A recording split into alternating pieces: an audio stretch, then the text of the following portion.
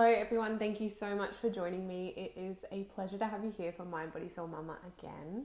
My name is Bree. I am a former nurse of 10 years, a mother of 3, and someone that has navigated a lot both personally and professionally. My specialty is baby sleep and early motherhood, and I really feel for women right now that are entering into motherhood. I became a mom 8 years ago, and even 8 years ago, it was a different landscape to what it is now. With the pressures of social media and what our medical system are telling us, oftentimes it can get really confusing about what is going on. And so I found a lot of solace in some of my darkest moments in finding people online that really aligned with me and was spreading a message that felt good to me. So today I really want to take you through something that is deeply, deeply personal, and that is my journey through postnatal anxiety, OCD, and depression.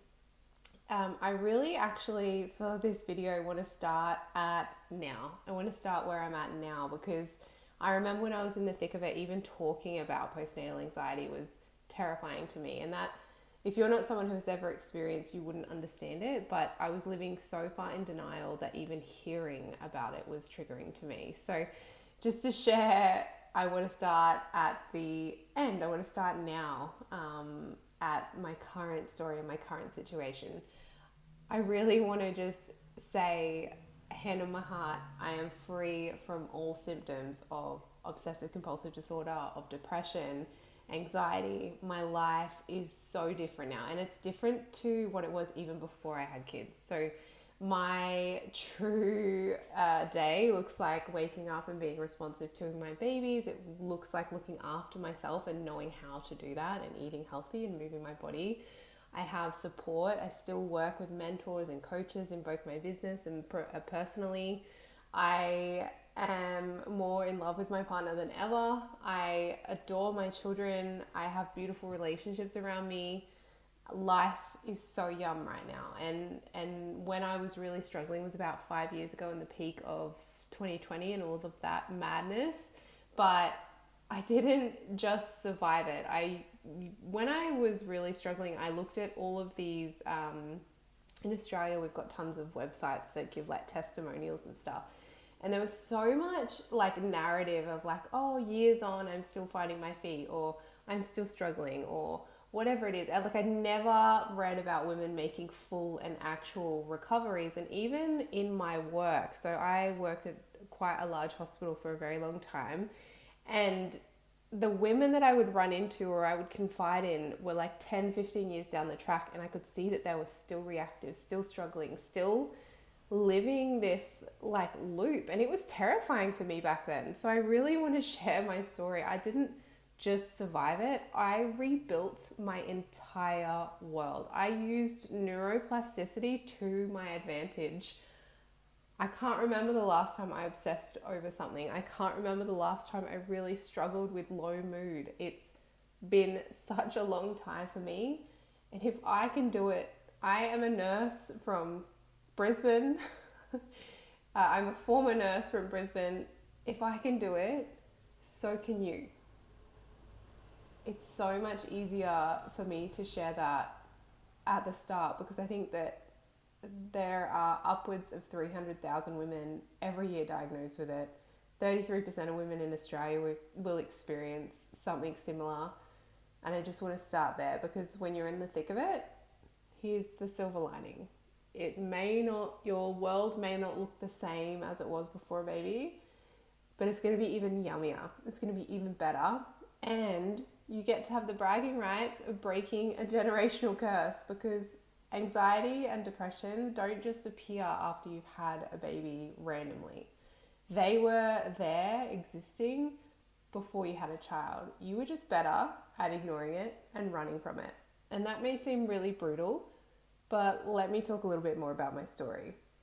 So before having children, I wouldn't say that anxiety was my baseline. I was functioning fine. I had finished my studies. I was functionally fine, like in adulthood. I had one-off pockets of like worried times. Like I remember when I was 21 and I'd gone through a breakup with someone and I'd like had this complicated living situation. I was living with my dad, but he was moving away.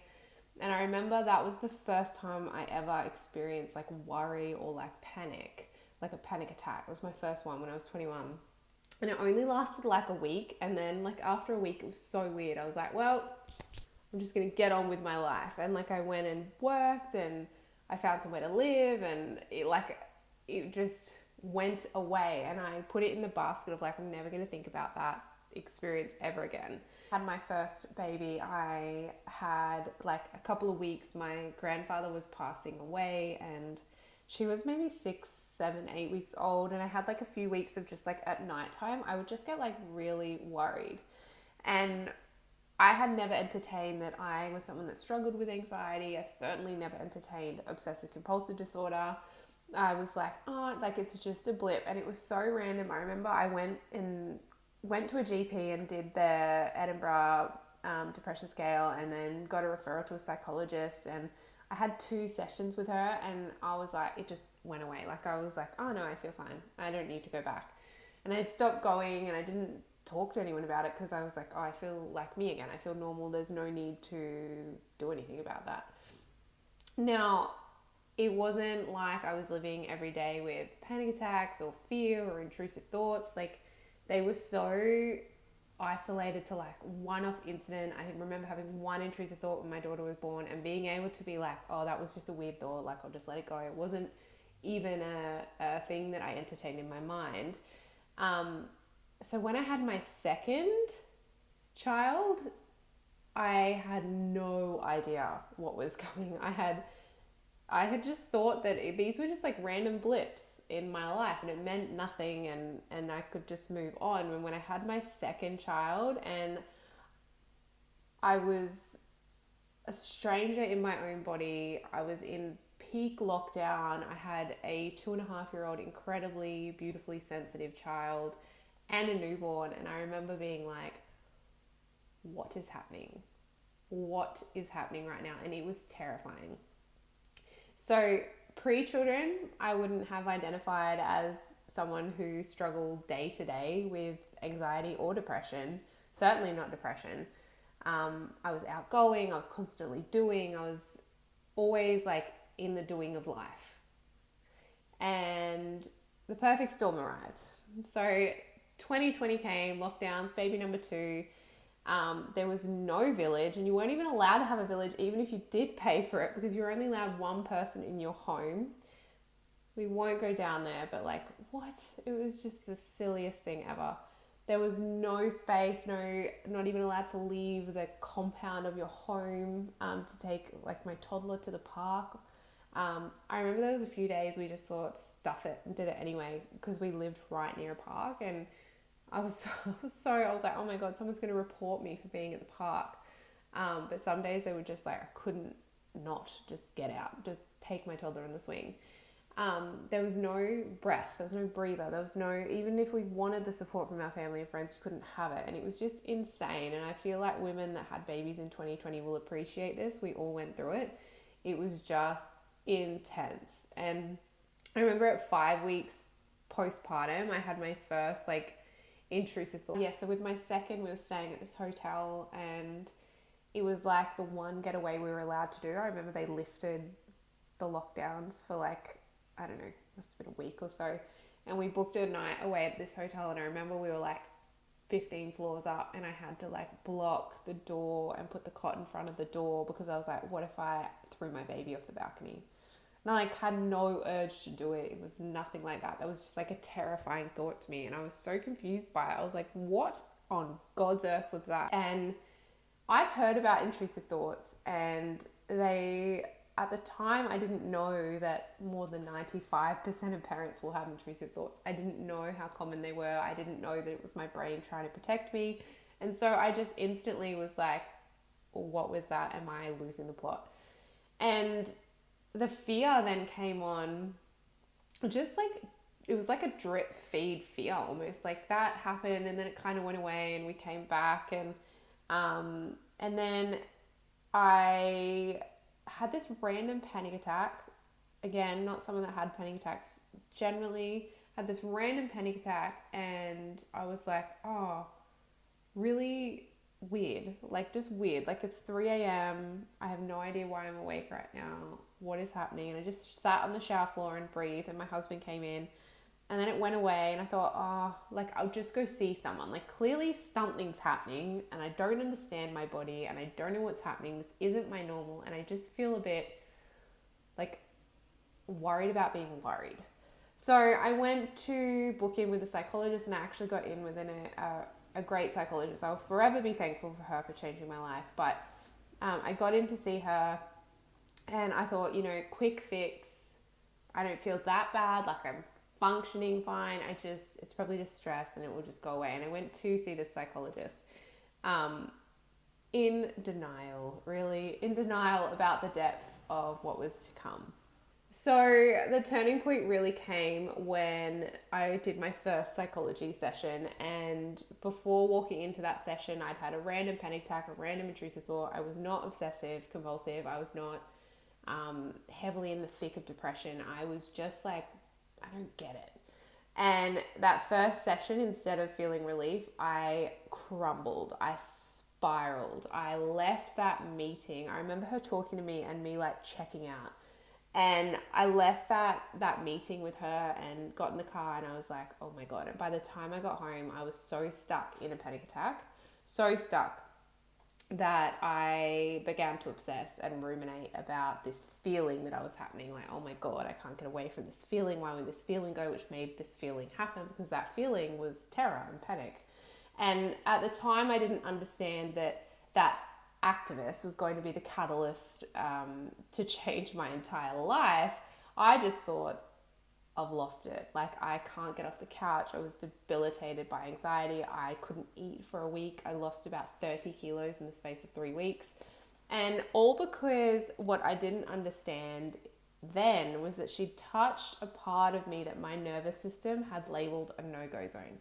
She asked me about my relationship with my father. Now, what many women don't understand about anxiety is that anxiety, especially in the postpartum period, is your subconscious mind's attempt to regulate your body. Like it actually thinks it's doing the right thing by you. And people go, oh, cliche, like, oh, it's just trying to help you. No, it's trying to save your life. It's not just trying to help you, it's trying to save your life. And remembering that a lot of the emotions that come up during therapy, or especially in the postpartum period when we are most vulnerable, are things that we were never allowed to feel as a child. And when you're a child not allowed to feel things, that's life or death, okay? So let's say anger was not okay in your home. If you felt angry, you were segregated from your tribe, from your family. To a child, that's life or death, which is why timeouts and all those things are barbaric. But I digress. Those feelings that come up in adulthood, you still have that same reaction. You still go, oh, I can't do that. That's not okay. I don't want to look at that. That's really painful. And you don't know how to handle those emotions. And so you shut down. Or in my case, I became obsessive. I became really worried about this feeling and this sensation in my body. And to keep myself safe, my body locked into obsession. And I subconsciously thought, if I can obsess about this or think about this, if I could just figure this out, that was a massive one. If I could just figure this out, then I'm safe. And sometimes it would work. Sometimes I'd be able to convince myself that whatever the intrusive thought was or whatever the worry was, that I could find the solution to it. But it would be such a temporary thing, because then there'd be the next thing to worry about. And it really was the most debilitating time in my life. And it's really interesting sharing this story 5 years on. I can talk about it so openly and so clearly. But 5 years ago, I couldn't even convey what was happening within my body because I felt so shut down. So I could really talk about the descent into OCD and where I really started to see the misalignment between traditional talk therapy and cognitive behavior therapy that I was trying, because I kept going to it. Because this is what good patients do. Remember, my background is nursing. I worked in healthcare, which was also quite triggering to me because I'd never seen people make full recoveries in healthcare. They were just like a revolving door of stabilize out in mental health. And I thought, oh, well, that was another layer of mistrust within my body, is that I hadn't seen the healthcare system work, but maybe it would work for me.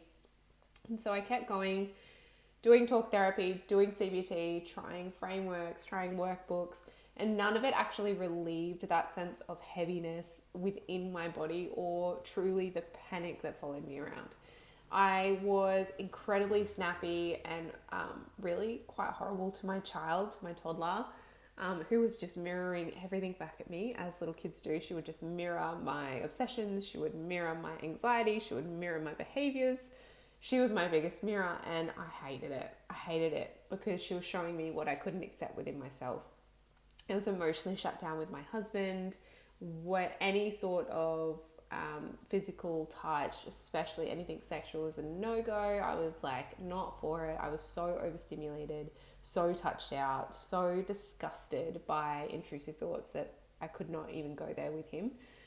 I was constantly blaming myself, and one thing I didn't realize at that time was that these things that had kept me alive, that fierce independence, that fierce I'm going to do it all myself, that fierce rely on no one, was actually the thing that stopped me getting proper help, the help that I needed to become free from OCD. But I was constantly blaming myself, like, why can't I just get over it? Like, just get over it, Brianna. It's just in your head. Let it go. It's in your head. Let it go. And I couldn't do it. I was so resentful of other people, especially the people that I saw that were like they were not nice people, and they were seemingly thriving. Like, oh, you've got, this perfectly dressed child and blah, blah, blah. And I was so like, and I'm losing my ever-loving mind. Like, you're not a kind person. Why do I have to suffer? I was so stuck in victim consciousness about what I was going through, because I couldn't see that what I was going through was a wake-up call, was my opportunity to step into becoming a new version of me, one that wasn't a people pleaser, one that really was aligned with what she was doing, one that knew who she was underneath all of the crap, under all of the conditioning. I couldn't see it like that. And so for 8 months, I kept going to therapy thinking, this is going to work if I just do as much as I need to. And at 8 months, my therapist was like, you don't need me anymore. You don't need me. You're fine. And I was like, what do you mean I'm fine? Like, I couldn't express, like, I don't feel fine. I still feel fucked. I don't feel good. It's not working. This talking is not working. And at the time, I didn't realize that I had become completely numb. So I had actually gone from feeling scared and angry and sad to just feeling nothing, which is the end scale of like your nervous system being like, okay, we're just gonna feel nothing. But the problem is you can't just numb sadness and anger, you numb happiness and joy too. And I just felt misaligned in everything. I had landed like my dream job. I was transitioning into crit care. Like, I was so excited on the paperwork. Like, oh, you're really succeeding. But on the inside, I was like, my life is crumbling. This feels so unaligned. What is happening? I was so easily stressed. Like, even cleaning out, I don't know, the car or tidying up after dinner would like stress me to the point where I'd be yelling at everyone. And I was so disconnected from myself. Like, I just didn't know where I began and the kids ended. I was just going through the caregiving motions and not being fully present for it, looking for bedtime. Then when bedtime came, just sitting on my phone. And I knew that there had to be more to life. I deep in my soul, it's really hard to describe it, deep down, I was like, this cannot be it. This cannot be my life. There has to be more than this. And I knew that if I settled at that point, that I would have a miserable life. And so I really started to think, what if there was more? And I remember this one night, I had fed my little guy to sleep, and I was rocking back and forth in the rocking chair in his room, and he was about 8 months. He was about 8 months old, and I remember just closing my eyes and praying. And I'm not a particularly religious person, but I thought, I'm so desperate. Please, God, please just, if there's something out there that I'm meant to do, I'm ready to do it. I will do anything. And I remember making these bargains in my head. I'm like, I will sell the house. I will do whatever I had to do. Like, I was trying to like bargain to find this magic fix that I had to do. And it wasn't immediately, I don't know how long it was, but someone that I'd known for a very, very long time, someone that had worked in mental health for a very long time, was actually a friend on Facebook. And she started sharing these things about like anxiety is nothing wrong with you. And I was like, what do you mean? Like, what do you mean? And then she started talking about the nervous system and the protective side of us that comes out when we become mothers. And this person in my life, I was like, oh, okay, maybe she's onto something. And because I trusted her, I knew her as a human, I was like, I'll just see. And then I did a couple of free programs that she had run. And then I went into my first online coaching program with a bunch of women. And I didn't want to be there, actually. I remember the first session thinking, what have I done? I've signed up with a psychologist online. I don't want to do this. It was such a stretch for me. I think it was like $1,600 for 6 weeks. And I was like, it can't hurt. I can't be any more numb. I can't feel any more fucked. Like, it cannot hurt to try this. And that desperation had made me open to trying something that, as a registered nurse, I'd poo-pooed and been like, there's no way that works. That's insane. And so I began working with a psychologist and coach who used things like inner child healing, emotional processing, kinesiology, ecstatic dance, somatic practices, all of the woo-woo stuff that I had been rolling my eyes at for years. I remember reading emergency notes in the hospital saying, you know, quackery and woo-woo and all this wild stuff that we had put on things that don't exist within the system. And here I was doing it. And yet,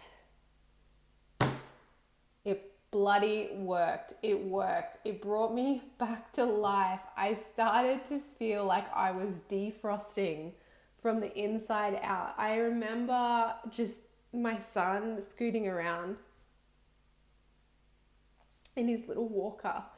And I remember looking at him and being like happy and joyous and feeling that love. And it was this little glimmer in my day where I just looked at him and I was like, I'm going to be okay. Like, I'm going to be okay. And those glimmers started to become more than like 3-second moments. They started to become 10 minutes of just joy, and then hours of joy, and then days of joy, and then weeks of joy. And now months and years have passed where I still feel joy and gratitude most days of my life. I faced fears with someone that I trusted and loved, who was my coach and mentor, who was not analyzing me or talking me out of it. Honestly, she just shut up and let me process. She just shut up and held me through it. I softened, I opened, I cried for the first time in, I don't even remember the last time I'd cried. I hadn't cried since I was a child. I didn't know that I needed to, but I did. I laughed again, genuinely. My husband and I reconnected and we started to build our relationship on a new platform and really started being intimate in ways that we really wanted to be and were meaning to be. I saw my children not from reactiveness and like annoyance, from like true love and joy that I got to be their mother. I met parts of myself that I had been running from for my entire life so far, only to realize that they were inner children inside of me that were longing for safety. And I know all of that sounds woo-woo, especially if you are on the start of your journey. What have you got to lose when you try this stuff? What have you got to lose? Now, it wasn't just mentally that things were improving. I had a massive physical transformation too. And what I mean was that I was struggling with symptoms for years. Even though in the start of this podcast, I sort of spoke about before children, I wouldn't have identified as, you know, a very anxious person. My body was always telling me something different. I struggled with IBS. I was constantly bloated. I think I've been asked a million times if I was pregnant when I was an 18, 19-year-old girl, because by the end of the day, my stomach was so bloated. Eczema, really dysregulated in general. So like, I would be very reacted by people saying things to me. I really struggled to take on feedback at work. Everything felt like I was being attacked. And what started to happen was that, first of all, my IBS disappeared. So like, no more running for the toilet. my bloating was gone as well. Like I kept saying, like, I feel like I've lost weight. I probably had lost weight, but like the bloating from stress and cortisol was gone.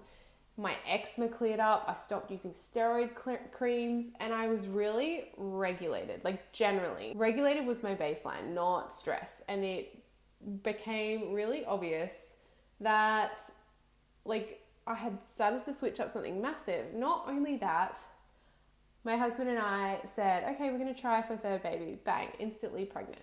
Instantly pregnant. So fertile, instantly pregnant despite breastfeeding.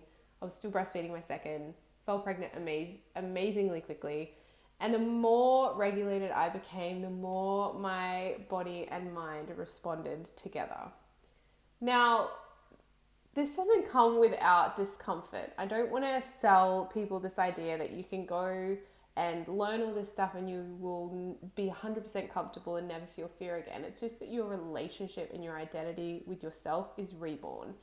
So slowly the woman that I was kind of melted away. And I say woman, but I actually think I was very girl-like. I was very little girl-like. And I really stepped into the woman that I am, the one that I didn't know how to access. I knew she was in there. I knew that there was something within me that had said, like, there has to be more to this. I want a joyous life. I want to feel fulfilled in my job. I want to have a loving relationship with my husband. I want all these beautiful things. How do I get there? How do I get there? And suddenly she stepped up, she arrived, and she came forward. And I realized that healing was never about fixing. I was always conscious that I was trying to fix. And the moment I stopped trying to fix myself as a broken thing, I just wanted to get rid of the depression and get rid of the OCD and rid of the anxiety. I stopped trying to fix those parts of me and I started to reparent them. And all of a sudden my symptoms lifted. And the life that I was living really no longer fit the woman that I became. So working night shift, hard job, stressful job, overcommitting to people all the time, never doing for myself what I say I'm going to do. If I say I'm going to go to the gym, I'd cancel or I wouldn't go, or there was so much in my life that really started to come up as this ain't going to work for who you say you want to be. And so a massive part of me started to show that I really needed to walk away from being a registered nurse. Now, I had been a nurse for 10 years. I had started studying nursing when I was 17 years old. I loved nursing. But I no longer needed to be in critical care, which was where I still held my position. I knew that as a registered nurse, I was limited in what I could say in terms of holistic health and holistic practices. And I couldn't hold the depth of maternal transformation that I wanted to offer women, which is essentially what I had experienced and embodied. I couldn't offer that while also working as my business as a registered nurse. Now, another massive catalyst for this was that I put up a post about intrusive thoughts, and I was told by the registration body here in Australia that I shouldn't do that. Don't talk about that stuff. They didn't care that it was coming from evidence-based. They didn't care about any of that. They just wanted to make sure that I just didn't speak about that stuff. And I knew that the system as it stands was not going to work for me, with me. It just wasn't possible. So I knew it was not designed for this kind of work, this kind of transformation, which is mind, body, soul. And so I left my registration. And not because I gave up on women and babies, but because I wanted to be able to speak so truthfully, so freely about what I have embodied and what I have seen within women. My mission suddenly became bigger than any job title that I held. And that is why you see in all of my content, former nurse now, because I no longer hold that registration. So what happens now? What do I do now? So I really help mothers navigate baby sleep without abandoning themselves, without feeling like crap about themselves while they're doing it, without feeling like they're losing a connection with their baby, which is so common and not spoken about enough. I help women regulate their bodies and find safety within them. I help them navigate identity shifts, emotional overwhelm, intrusive thoughts, postpartum fear. All of that begins within our bodies, and I help women embody that. Now, I help a mother be born alongside her baby. We talk about it as cliches, but it's so true. When a baby is born, so is a mother, because motherhood isn't just a season that you're in. You're not just in a season of intense mothering. You're also in a spiritual initiation. You're also in a part of your life where you're being invited to become this powerhouse woman that exists within all of us. Now, women deserve to feel safe in their body again. They deserve to feel like their mind is theirs, that their life is theirs to live, that their bodies is theirs. And that was my message, and that is where I wanted to go professionally once I'd navigated all of this stuff personally myself. Now, it's really important that if you're listening to this and you're someone that is scrolling for answers and you just want to relive, your old life, or you want to just get rid of these symptoms, that you stop, you take a breath, you take a pause, and you have to get someone in your corner. You have to. The only way that you can make change and reparent yourself is by getting someone into your life that has embodied it and lived it. Try and do what you would tell your best friend to do. You would never tell your best friend to uphold their whole life without any support. Treat yourself like you are your best friend in this moment.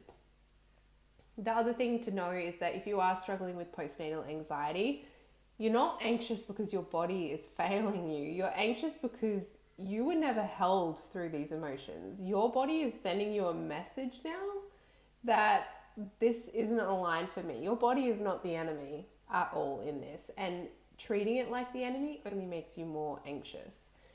If you're someone struggling with intrusive thoughts, which they feel horrendous, they don't make you a dangerous or bad person or a crappy parent or someone that can't be trusted.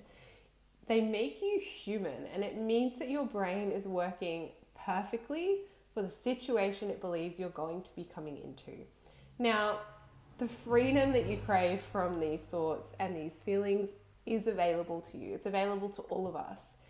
If I can go from OCD, intrusive thoughts thousands of times a day that were debilitating, panic attacks, shame, numbness, fear, to freedom, alignment, laughter, intuition, and purpose, so can you. It's out there, you just need to look for it. Thank you so much for joining me. This is a very personal one to share, but I feel like it is an important message. If you have any questions, please leave them below. I am Bree from Mind, Body, Soul Mama. Thank you for being here.